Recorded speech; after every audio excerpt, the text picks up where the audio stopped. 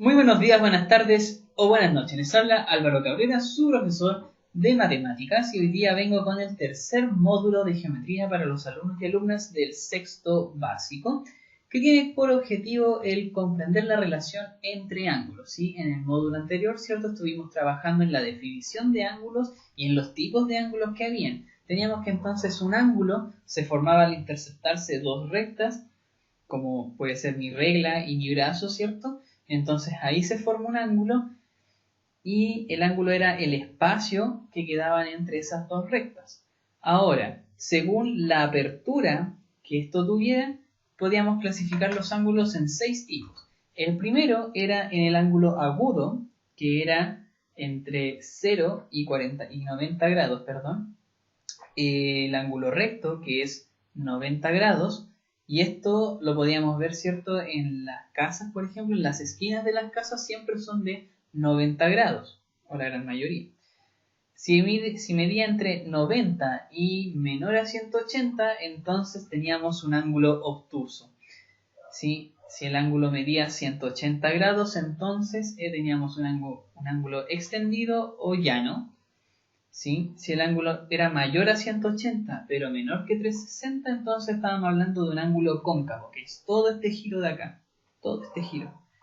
Y si es que entonces yo tengo un ángulo que mide 360 grados, vamos a hablar de un ángulo completo, que se da la vuelta de forma completa.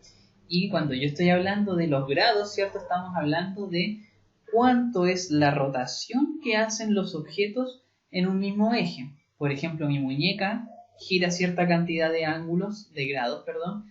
Esto también, mi cabeza gira cierta cantidad de grados. Entonces nuestra idea es ver qué tipo de relaciones hay cuando junto varios ángulos, cómo se relacionan entre sí. El primero de ellos son los ángulos complementarios, y dos ángulos o más ángulos van a ser complementarios si es que la suma de ellos me va a dar 90 grados. ¿Sí? Entonces, por ejemplo acá, ¿cierto?, yo tengo 60 grados, y si yo acá pudiera hacer una línea recta, ¿cierto?, aquí faltarían 30 grados para llegar a los 90 grados, para formar un ángulo recto. Entonces vamos a decir que 30 es el complemento de 60, o al revés, 60 es el complemento de 30. Por otro lado, si la suma de dos o más ángulos me da 180, estamos hablando de que estos ángulos van a ser suplementarios. ¿Sí? Entonces, aquí por ejemplo, recuerden que el ángulo de 180 era el ángulo extendido, el ángulo llano.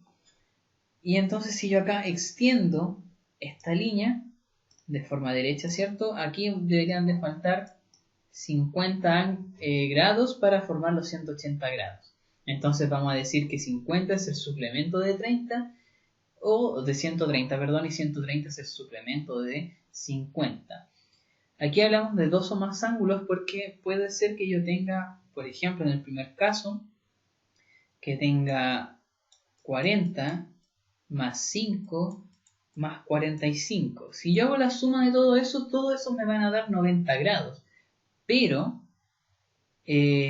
todos estos son complementarios entre sí, pero 40 y 5 no son complementarios, o 5 y 45 no son complementarios. 45, 5 y 40 son complementarios. ¿Sí? Entonces, ese es un detalle que uno tiene que tener en cuenta, porque uno puede decir que más ángulos son complementarios, pero si después yo sumo 45 y 5, me da 50, y yo quiero saber cuál es el complemento de 50, entonces voy a obtener que va a ser el 40. De la misma forma, si yo acá tuviera, por ejemplo, no sé, 10 más 20 me va a dar 130 más 30, 150. ¿Sí? Todos estos me dan 180, por ende los tres son suplementarios, pero cada uno de ellos por separado, o sea, el 10 y el 20 no son suplementarios, ni el 20 ni el 150, los tres juntos son suplementarios. Tenemos también los ángulos adyacentes, que estos se dan cuando comparten un vértice en común y hay un lado que los separa. ¿Sí? Entonces vamos a suponer que el ángulo, tengo del vértice A al vértice B, Y la regla va a ser el segmento CD. C es el punto de intersección entre mi brazo y la regla, y D va a ser este punto de acá, que es el otro extremo de la regla, ¿sí? Entonces, son ángulos adyacentes porque comparten un mismo vértice, o sea, el vértice C, que sería la intersección entre mi regla y el brazo, y un mismo lado, ¿sí? Y un lado que los separa, que vendría siendo este segmento, formando dos ángulos. Está el ángulo BCD, que es este donde está mi cara ahora, y el ángulo DAC, que es donde está mi cara ahora, ¿sí? Así y así, tengo dos ángulos distintos. Si lo vemos ahora en el PowerPoint, voy a obtener que el ángulo DCA va a ser, recuerden que va desde el vértice D al vértice C al vértice A. Aquí tengo un ángulo. Y el ángulo BCD va desde el punto B al punto C al punto D. Y ahí entonces tengo el otro ángulo. Y estos ángulos son complementarios y además van a ser adyacentes. O sea, perdón, suplementarios y además van a ser adyacentes. Cuando se interceptan dos rectas, así, se generan cuatro ángulos, de los cuales se van a decir que son opuestos por el vértice. ¿Sí? Se generan cuatro ángulos que son opuestos por el vértice. Y además se dice que son congruentes. ¿Sí? Congruentes. Congruentes quiere decir que tienen la misma medida. Entonces, el ángulo AEC mide lo mismo que el ángulo BED. Y lo mismo ocurre con los ángulos que están arriba, ¿cierto?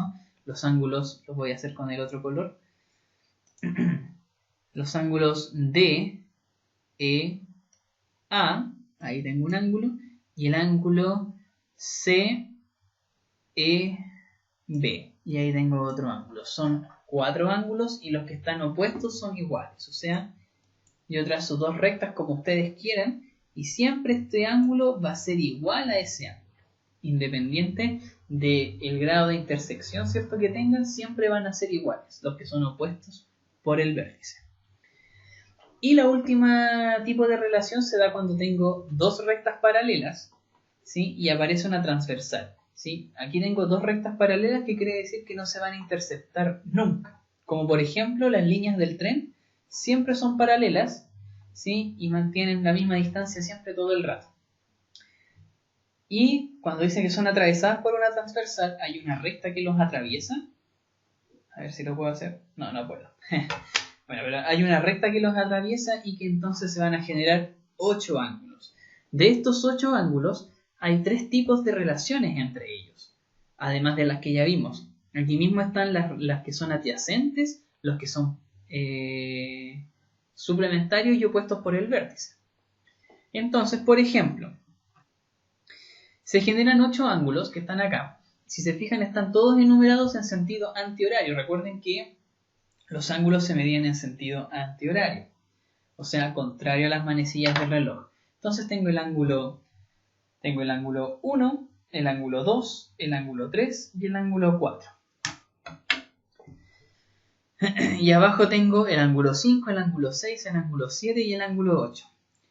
Se van a llamar correspondientes a los que tienen la misma medida y están en la misma posición de las rectas. Fíjense entonces que en las dos rectas paralelas hay ángulos que están afuera de las rectas, adentro de las rectas, a la izquierda de las rectas de la transversal, a la derecha de la transversal. Entonces, por ejemplo, el 1 va a ser correspondiente con el 5. Ambos están en la parte arriba o superior, ¿cierto?, de las rectas y al lado derecho. Y por otro lado, vamos a tener el 2 con el 6. Están al lado izquierdo de la transversal, en la parte superior de las rectas. Tenemos que el 3 es correspondiente con el 7. Y por otro lado, el 8 es correspondiente con el 4. ¿Sí? Ahí están en la parte de abajo pero en la parte derecha el 4 y el 8, en la parte izquierda el 3 y el 7. Son correspondientes y tienen la misma medida. Se llaman alternos externos a los ángulos que tienen la misma medida y se encuentran por fuera de las rectas. Entonces, si yo tengo aquí las dos rectas paralelas, por ejemplo, mi cabeza está al interior de las rectas y arriba de mi frente y abajo de mi pera es el exterior de las rectas, que vendría a ser, por ejemplo, los ángulos 1 y 2 y 7 y 8. Entonces vamos a borrar estas de acá, esta con esta y esa con esa. Esos son alternos externos. Ahora, ¿quién es igual con quién? Vamos a ver. ¿Sí? El 1 es alterno externo con el 7. Y de ahí entonces viene la palabra alterno, que están en sentido contrario. O sea, están en la parte afuera de las rectas externas, pero están en sentido contrario. Uno está a la derecha y el otro está a la izquierda. Y entonces el 2 va a estar con el 8. Por otro lado, los alternos internos respetan la misma idea. Aquí está el 3, está dentro de las rectas paralelas. Y el 5 es igual al 3, pero están en sentido contrario. O están en lados opuestos, mejor dicho. Y por otro lado, el 4 es alterno interno con el 6. ¿Sí? Entonces ahí tenemos los distintos tipos de relaciones que se dan en triángulos, y de esto me interesa que sepan que, por ejemplo, que el 1 y el 3, el 5 y el 7 tienen el mismo valor, el 2 y el 4, el 6 y el 8 también tienen el mismo valor, pero es un valor distinto, ¿sí? Cada uno tiene medidas distintas, pero en el fondo todos son el 2, el 4, el 6 y el 8 es una medida, el 1, el 3, el 5 y el 7 es otra medida, ¿sí? Y lo que me interesa que aprendan de esto es ver dónde se repite cada ángulo, ¿sí? Si el video les gustó, por favor dejen un like, suscríbanse al canal que estaré subiendo más videos. Estén atentos a las clases en el Classroom, en el material que yo les voy a ir enviando. Así que sigan esta secuencia de módulos, nos estaremos viendo en un próximo video. Hasta pronto, chicos.